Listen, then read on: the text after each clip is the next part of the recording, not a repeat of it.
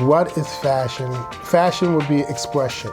It was always just about me feeling comfortable in my skin and dressing how I want to feel. You know, when I wake up in the morning, I put on things that make me feel good or make me feel a certain way. It's always about my feeling and what I want to feel like and what I want to present and represent when I'm outside.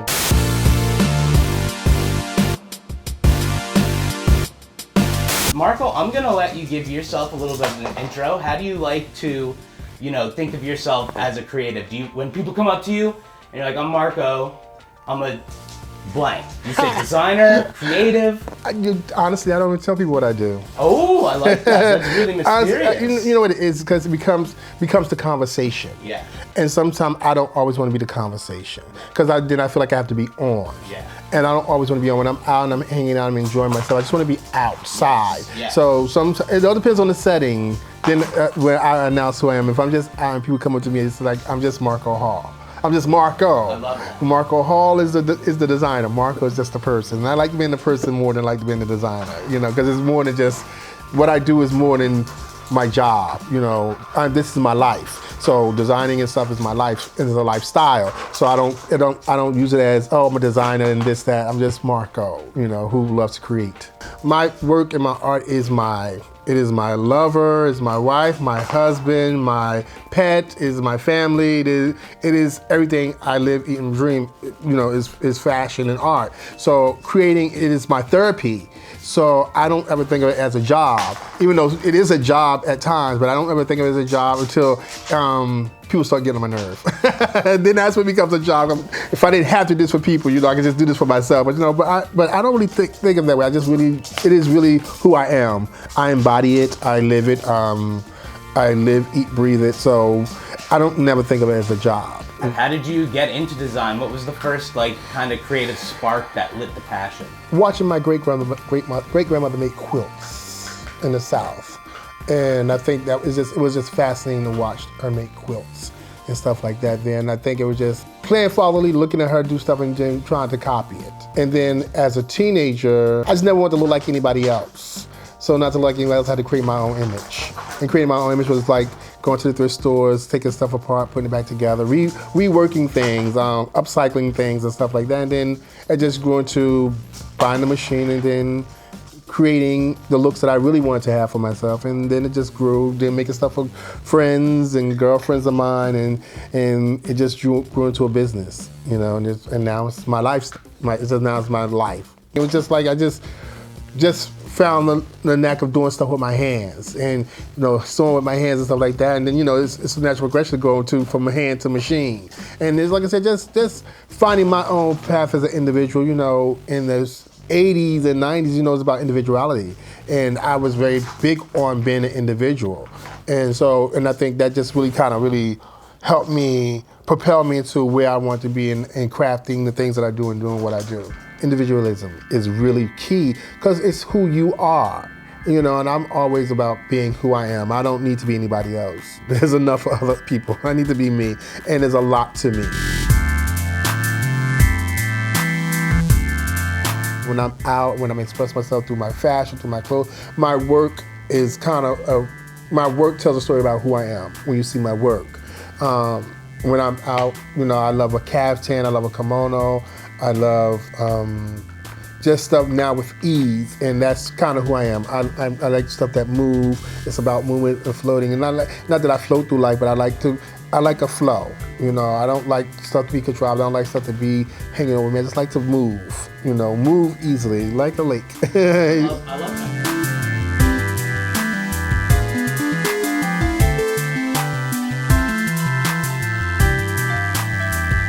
Are there other forms of art that have really inspired you in the way you design? Music. I love music. When I used to do collections and stuff and start working on stuff, I would find an artist that I was into at the time, and I would create to their music. But my biggest inspiration is watching people and watching how people put on things, and always figuring out why'd you put that on. That has a lot to do with what I sometimes what I'm creating. Because to go outside and watch people and say, well, what made you put that on? What made you put those colors together? Why'd you put? It's always the question of why did you do that? What made you do that? What, when you got this one, what made you think of this? And so then it's like, and some things just spark is like, oh, now how can I go back sometime and interpret something that caught my attention, how can I attribute that to my work? What's kind of your process as you have a client come in and say they're doing something, they want something from you, right? They want a custom design, right? Maybe, well, what's that look like? Take me through the process. The process is, when they get here, it's always, first the introduction, of course. Secondly, it's like telling me what they want. And then me asking them, well, what do you want to feel like? Because it's important what you want to feel like. I don't care how dressed up or how dressed down you want to be. What do you want to feel like when you're in public, when you're out in this garment? What do you want people to see? What do you want people to notice? So it's always really about their feelings. So, then you talk about, do you want to show a leg? Do you want to show your collarbone? Do you want to show an arm? You want to show a back? Do you want it to fit? Do you want it just right over your body? How do you want, So I always like when women come here and they're really, really unsure, I'll be like, okay, I'm going to send you back out home. And we're going to do this appointment over, go home, find 3 garments that you really, really like. And it could be just the sleeve on one shirt on a dress. It could be the bottom of a dress. It could be the bodice of a dress. It could be some part of that dress that you really like. Bring that back to me, then we create your dress. Each time I do something and make something, it is something I make it because I really want to do it. I don't do nothing I don't really feel like that I don't want to do when it comes to fashion. I have to feel it. I have to be somewhat emotionally attached to it. Like you ask me to make you like a tutu or a tutu skirt, I don't like none of that stuff. I don't like tulle, I don't like lamaze, so I won't touch it. I'll send you out the door. So because it has to feel like something I really want to do. I just don't want to do things just because it makes me $1. And because when you walk out the door for me, I want you to feel what I feel. You wearing a part of me, so I need you to feel that. You wearing me, so you are an expression of me. You are advertising for me, so I have to really be a part of what I'm creating for you. So I used to coin my work as Bohemian Disco, and I say Bohemian Disco because I love stuff that move. I love little glitter. I love the '70s. I love the whole disco era. And so a lot of my work is reflected on the disco era and the Flower Child and all that stuff. So when you look at my work, you can see it. But when I say that, then you kind of really see it in the work. And I love stuff that move, and I love prints, and I love anything that has movement. Prints have movement. No matter what, when you look at a print, it always tells another story. I'm color. I love print. Like just print is just, I want something that tells a story. It's always about a conversation, and sometimes your clothes should have a conversation. Before you open your mouth, there's a conversation. I'm always about storytelling in my work, and with the prints, the colors, and so like the dress that's in the window right now. It's a lady who walks by here every day. She saw me this morning in the fashion. She said every time I come past your window, I look at your work, and I'm always creating a narrative of your work. So she saw the mannequin here, and it's got the back to the window. She got who you throwing shade at today? She said, who you being shady to? Like, look at my back. I don't see y'all. I don't see the public today. I don't see the street. She's like, that's what I thought. That's what I got for you. I said, no. I said, but that's a great story, though. I said, no, that's what I was thinking. But she said, I said, no, it was just about the back, the draping of the back. It was about the back and the silhouette of the back. She said, no, it was like you saying, no, I don't see y'all this week. I don't want to be bothered with nobody this month for the rest of the month. So I'm going to give y'all my back. I was like, okay, if that's what you say, if that's what you see, I love the story. Yeah. So now I'll tell the story. No, it's about just saying, no, I'm going to turn my back on the world today or this week, and it's going to be relaxed.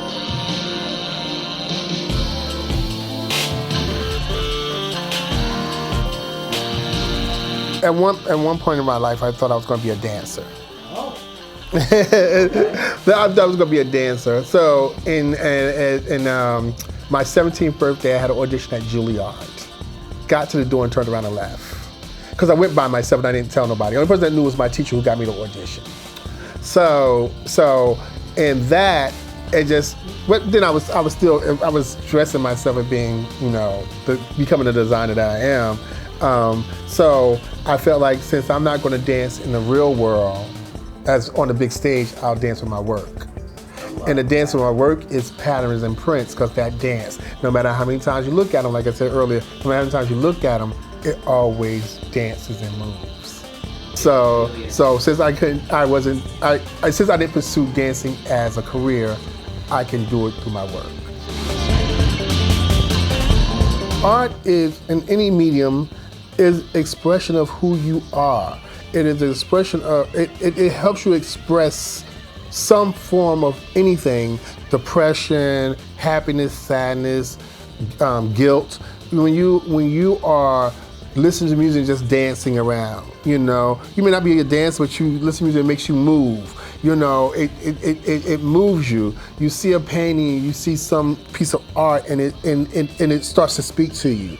You look at something long enough, and then it starts to tell a story on its own. So everything art has a healing property in itself to anyone, whether you're in the arts or not. There's some form of art that attracts people.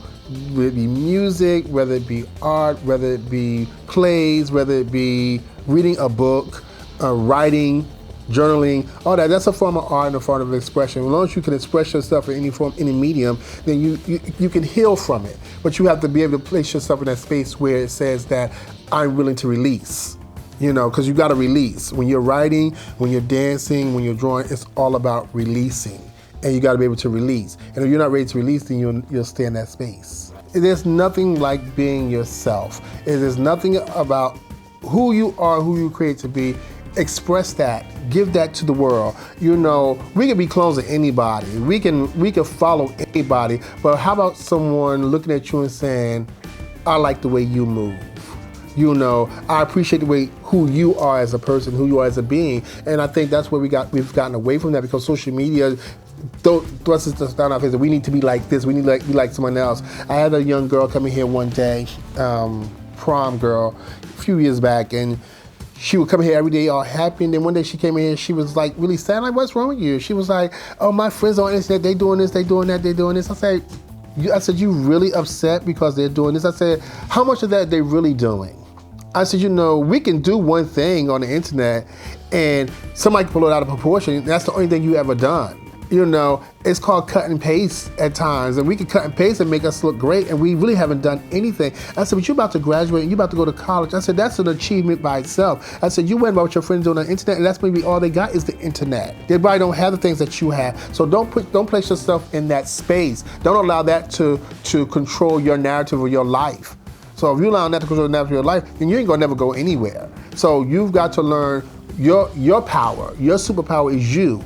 It's nice that we aspire to be things that we see online, but we aspire to be something that's greater than, oh, I bought a new pair of sneakers, or I got me a Gucci bag, I got me a Louis Vuitton, I got me a Balenciaga. That's all you aspiring to be because your friend got one of those. What do they have to do to get that? Do you know that part? You don't know what they did to get that bag. So as long as you're working towards your goal, that's all you need to worry about. And if you need those things, they'll come when they're supposed to come. Everybody is set on this earth to achieve something, and when it's your time, you will get it. But you also got to work towards it. It's not just going to come to you. And when it comes to you too easy, that means you ain't going to keep it that long. That's some wisdom right there. That is some wisdom right there. Yeah. That's fantastic. Would you mind it showing us maybe a couple pieces, some of your stuff Sure. that you really like? What I really like. Let's see. What do we got on the rack? So what's going on here? I don't know what We got colors, patterns. Wait. I love how vibrant it just being in this room is in general. Right. Well, it fell. You really incorporate color into your whole life. Yeah. Well, listen, we gotta have some sunshine somewhere. The world is dark enough, so everything should be a little bit of sunshine. I like that. That's what I said. Let's see my favorites right now. So my new favorites is my new puffer coat. This is my new favorite in the world. So I just created this for a collection. It's called The Projects. And this is called The Projects. There's a few pieces up here. It's like 7 pieces, but it's called The Projects. Only because if you look at the print close enough, it looks like a tenement. It looks like you're in the projects of an old building, a 3 or 4 story or 5 story building. Gorgeous. And it's an artist, her name is /Fee, who created the print. And then we just took her print and turned it to fabric, and now we got this. But this is one of my favorites. Puffer coats are now like my new favorite thing to have in the wintertime. And oh, then, really? Yeah. That's a more recent thing. And this is my one of my really favorites, you know, again, my disco bohemian moment, but this is called the Mosaic, which is a beautiful mosaic of color on a Tiffany. So yeah. But yeah, so I mean, like I said, I love things that move. It has lots of movement and color, and you know, I love a whole Japanese inspired moment. So I love a good kimono with a kimono sleeve. So you know, and lots of color. Once again, color. That's my baby. Yeah. And this is one of my favorite dresses I won't get rid of. I love it because it's all a chenille yarn. It's all yarn. Oh, let me get close up on Yes, that. it's an all chenille yarn, and I just love it. And it's one of those dresses I like. I just want to hold on to just because so many people come looking for, but I was like, I'm just gonna hold on to this one for a minute. And Some things are hard to let go of. well, yeah. And then this right here, I created this print myself. I went to LA. My friend worked at an art gallery, and her friend does fabric printing. And I sat there and drew this, and it became this. So you look through the whole print, it's my name through the whole thing, Marco Hall, through the whole thing. My name is out throughout the whole thing. You got dresses on it, you got florals. It's a whole gamut of who I am. The chakra right here. So it's a whole bunch of, where's the dresses at? It's a dress somewhere in here. Oh, there's a dress upside down. Well, yeah. It's like an adventure to just look through and try to find every detail. Yes, yeah, exactly. So yeah, so you know, those are little things that I really, really like and drawn to. Again, it's all about color and print. So when you see my work, it's all about print.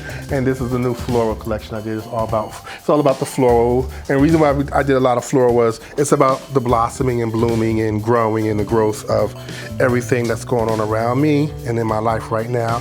And everything is blooming and blossoming. So we're in a good period right now. Right, so we're gonna keep the work speaking the same tone of who I am. We love that. We love that. We love when we're having a good moment. Right. So that's a little bit about him. And then it's one of my men's pieces right here, the bomber jacket. I've been looking at this. We call this what do they call this jacket? Oh, the Careless Pioneer. The Careless Pioneer. I love it. Do you do a lot of menswear? It's mostly women's. Well, no, I do menswear too. I have a menswear line called Y Men with my friend Yancy Edwards, and we do this called the Y Men collection, which is a lot of menswear stuff, which will be relaunching again in November. Okay. So yeah, so do a capsule collection every year around November time. So in November we'll do a capsule collection with the Y Men collection all over again. I love it. Yep. And this is Sydney, everybody. This is Sydney.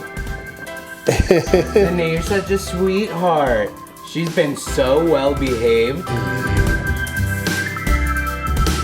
Marco, thank you for having me. Thank you for having me. It was a pleasure. It was definitely a pleasure. And Sydney, thank you for having me, because I know I could tell you run the roost around here. She tries to. I won't cross you, I promise. Oh, I love your nails.